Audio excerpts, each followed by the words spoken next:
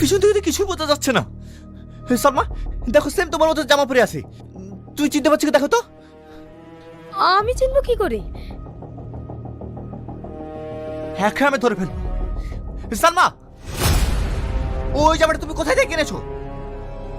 কেন, কি হয়েছে? কারণ যে দোকান থেকে তুমি এই ড্রেস নিয়েছো সেখানে গিয়ে জিজ্ঞেস করবো আর কে কি এই কালার ড্রেস নিয়েছে, তাহলেই পরিষ্কার হয়ে যাবে। এই ড্রেসটা, এটা তো আমার মামা ব্যাঙ্গালোর থেকে নিয়ে এসেছে। ব্যাঙ্গালোর থেকে?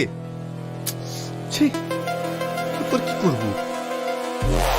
এই, চিন্তা করার কিছু নাই। চ, ওইদিকে দুই একটা ক্যামেরা আছে, তাতে দেখলে নিশ্চয়ই মুখ দেখা যেতে পারে। ঠিক আছে, চ।